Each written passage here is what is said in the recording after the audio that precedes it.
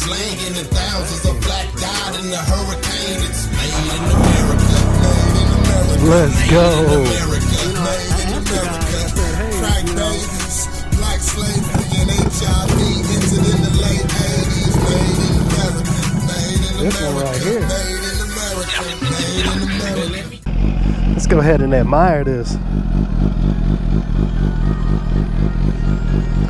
Well, that's the first time I've seen condensation coming off the pipe. That seems off.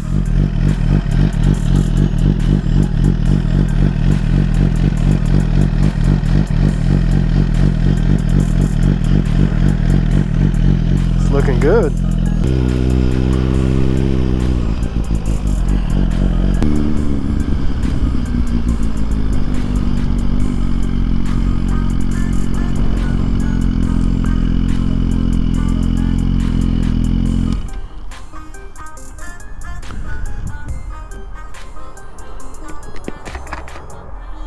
Yeah, that's crazy. Like the whole weather just changed. That is so wild, man. The whole weather just changed. The truth about riding a 1000cc bike. All right. The truth of the matter, is it worth pursuing over something smaller like a 600 or even maybe like a 750? You know, or maybe a super sport that's like less than $9.99, right? CCs. So I would say, in my opinion, oh man, it's dusty. I would say that the truth of riding one is that it would be just as fun as any other motorcycle in my honest opinion. And the reason why I say that is because you'll see experienced 1000cc riders that have secondary bikes, and sometimes you'll start to see them even in 2024. You'll start seeing people that are buying secondary bikes that are not 1000cc motors, that don't have those motors, right? You'll see people with S1Ks getting 600s, you know what I mean, and things like that. And some people are scratching their heads like, why would you buy a slower bike than what you already have? And because it's not necessarily technically slower in terms of what its speed is capable of. It's just the quickness between you know, different size motors. Their bikes are still very fast. 600s are still very fast. So I think people need to get rid of that expectation that if you get a 600cc bike, it's going to be slow. They're not slow at all. In terms of being able to keep up with fast riding, I would say that yes, they're much slower than a 1000cc bike.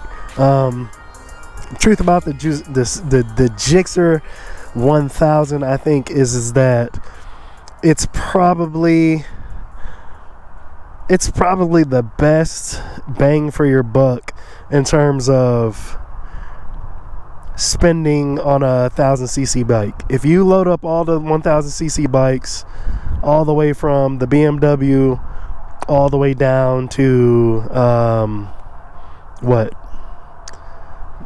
every Japanese bike, I would say that you can't go wrong with either one of them. Honestly, I don't think you can go wrong with either one of them, tell you the truth.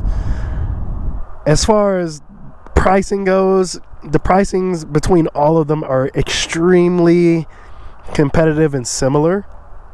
And what I mean is that the sticker price for a brand new ZX10 isn't going to be very far off from walking out with a brand new GSXR 1000 R version, which is going to run you a little bit more than this version because you're paying for the suspension, which is about $2,000 more for the suspension, versus going to look at a Yamaha R1, which they have a better version, the M version, right? They all have their own little better versions, but when you start looking at those versions, like, the price goes crazy pretty quick, really crazy. So, you know, you're looking at the R1, you're looking at either the Honda, the CBR 1000, You're looking at this. I would say the regular version, the 1000 version, the GSXR 1000, and the Kawasaki ZX10. Those are all going to be pretty much similarly priced, so I don't think it's necessarily the price is that it's going to set anything apart. I honestly just believe that it comes down to riding profile and comfortability. Honestly, I said to one guy, CK Spaz, and he's out there in the LaPorte Baytown area, south side of Houston, where I'm from, and he started off on a GSXR 750, and watching his latest video made me think about it and say, you know what, man, I've had quite a few bikes in my time, and I should put together something like that, something together that says, out of all the bikes I've had, like, what makes a riding 1000cc special.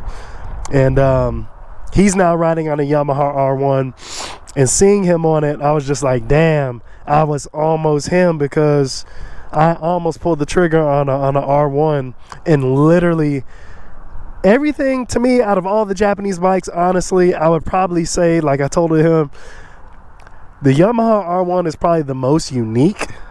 It's the most unique sounding because of the crossplane engine, how it runs.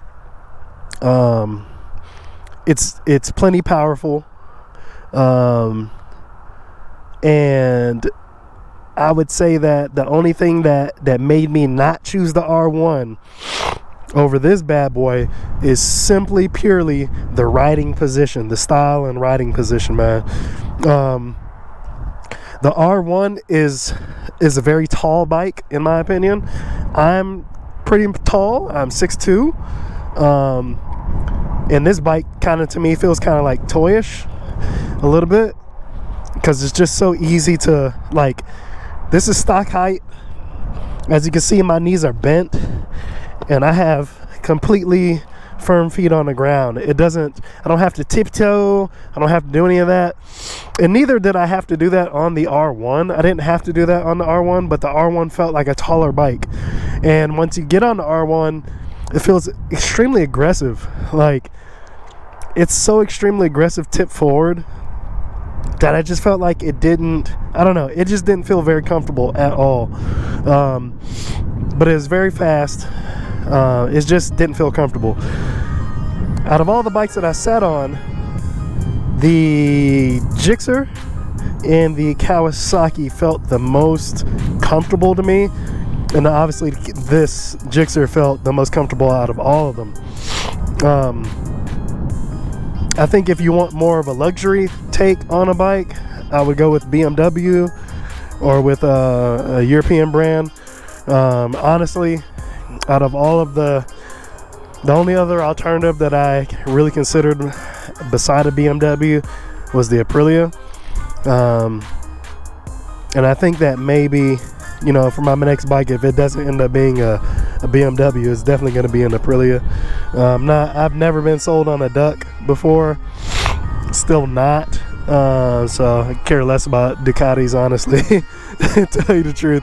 If I just had a bunch of money to blow, man, and I didn't really care about anything, I would definitely get a Ducati, but I don't see that happening anytime soon. I would rather spend my money on a BMW or an Aprilia, for sure.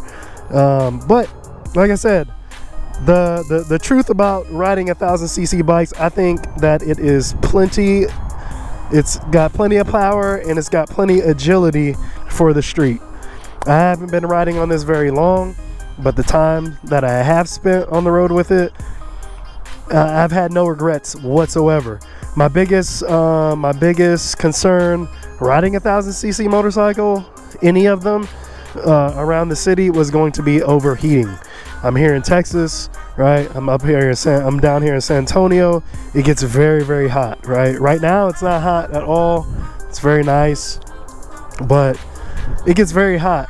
And if you're riding around the cities, you're going to be at stoplights. And these things don't like heat, right? They don't like heat. There's been a few times that I've been in there. Nothing's happened, like the bike shut down or anything, but I just found myself getting very nervous sitting in long lines of traffic. Now in Texas, they went ahead and passed that rule back in September last year. No lane splitting anymore. Now, I don't encourage lane splitting. I try not to do it when I'm on the road. You may see me in videos where I am going in between the lanes, passing people, but I try not to just, oh, here's a light coming, let me just go ahead and start splitting people. I don't do that, because like I said, I'm trying not to excuse me, try not to get into any trouble like that. But I would say riding around the city is plenty agile. This bike is super light. It's light enough. It's agile. And I haven't experienced any overheating, but I have seen the bike get hot, 200 plus, until you start moving again. So I think that when I get this bike tuned, that's one of the things I want to address is I want to lower those fan temps so it can kick on much quicker than it normally does. It would give me maybe try to run some engine ice or something through this thing, just to keep it as cool as possible. Maybe an oil cooler or something, I don't know, but just keep it as cool as possible for this Texas weather. If you live upstate where you get pretty much 4 seasons, then I don't think you'll have any issues. But plenty of power, plenty of agility for the street. Now riding around these towns, you probably shouldn't even leave third gear, because you're probably not going to need to. But it's got plenty of those things going for it.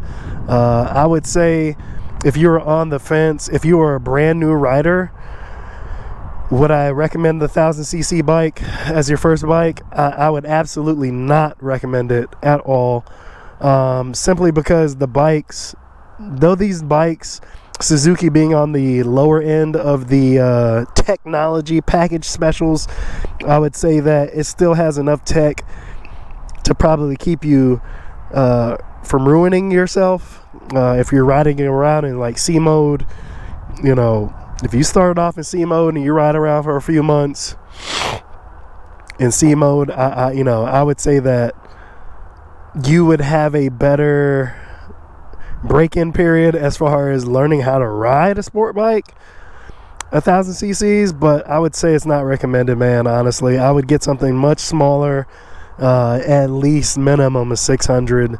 Honestly, you know what? I wouldn't even say a 600, because when I first started riding, we only 250 was the 250 was the only alternative, like, to get something to start on. And I think that the 250 was plenty, enough power to hurt yourself, and slow enough to hopefully offer you some forgiveness if you make mistakes. That's the bike that you want to wreck. That's the bike that you want to lay down. That's the bike that you want to low side. Things like that nature, because it's a 250. You know what I mean? And it has great resale value. Any and everybody is looking for a used 250 if they can, because a brand new rider does not want to grab a brand new bike and drop it and make these kind of mistakes. So if these kind of things are gonna happen, you want to go buy a used 250, get your riding experience down, and then upgrade to something bigger. I wouldn't suggest getting on 1000 for your first bike. I think that it encourages a lot of bad riding behavior, and plus, if you're riding with people and group rides, that also influences you to do dumb shit or things that you're not comfortable, that your riding skill is not comfortable with handling right away. So that is a no to jumping on the 1000cc motorcycle right away for your first bike. Other than that, I don't understand the hate that Gixxers get, honestly. I know that everybody kind of had points of fun at Gixxers or any other bike, really, but I never really understood the hate for Gixxers, honestly. I never really have. I don't get it. I still don't understand it. As far as the Suzuki Gixxer, in terms of the other Japanese bikes, and especially the European bikes, I would say that it probably has less tech all around the board compared to them. but I think the things that it does come equipped with is everything that you need. Comes with 3 standard riding modes, wheelie traction control, has quick shifter up and down. I think that's really all you need in terms of a sport bike. You don't even really need the modes unless you're like experienced. I say if you are, I think it's basically one of the best platform bikes that you can buy to build off of to kind of create the type of riding style that you want.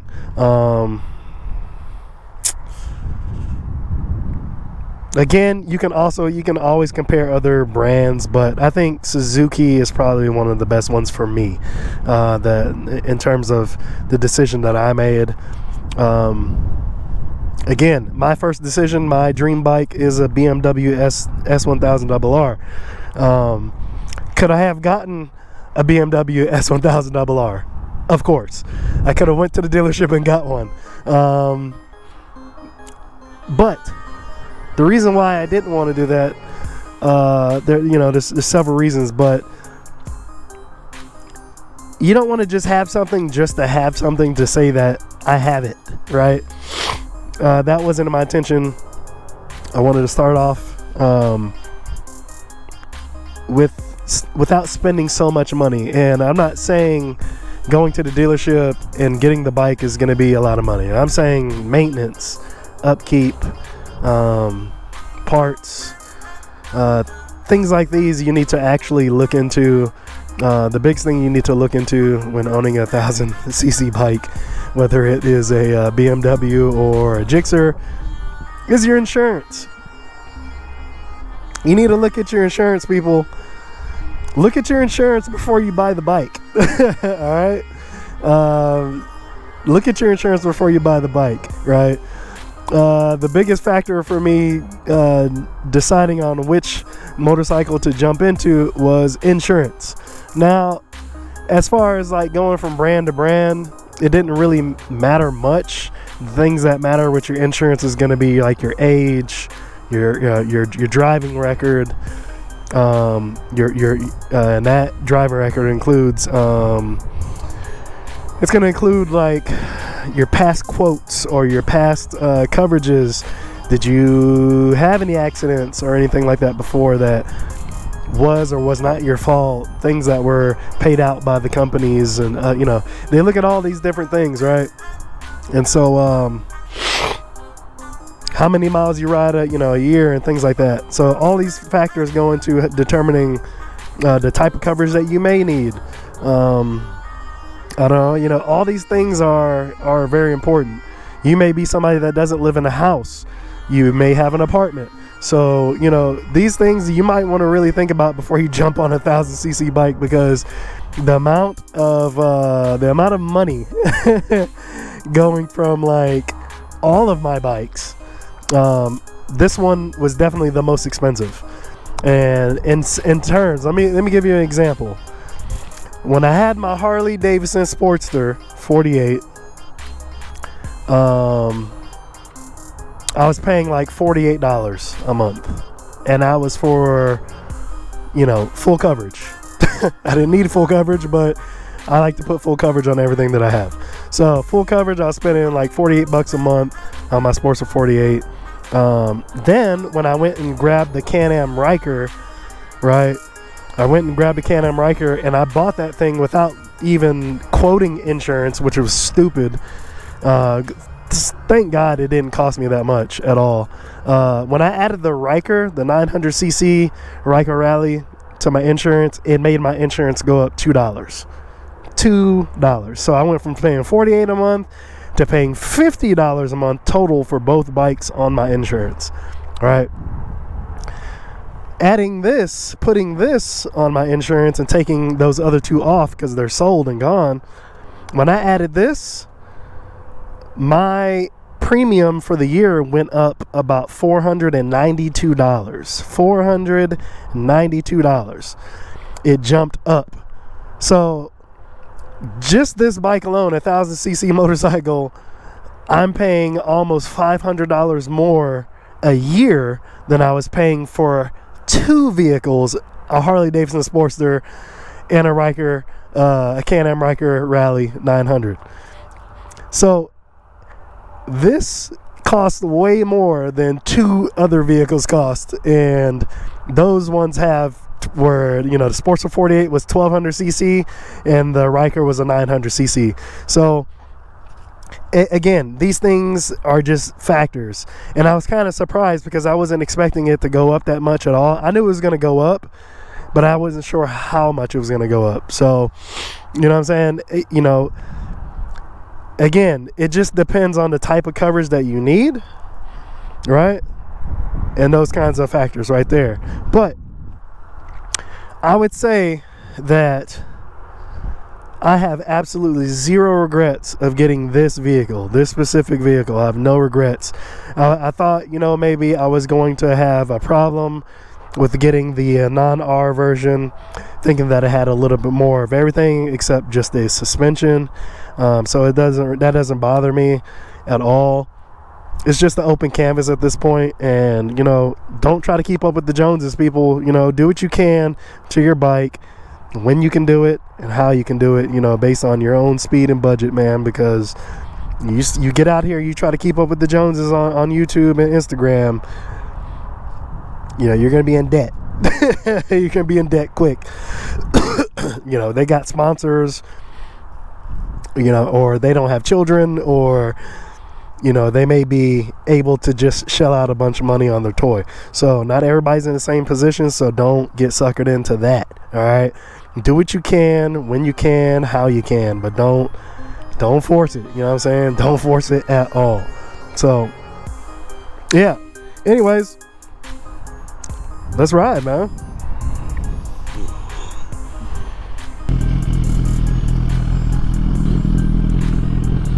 She sound good.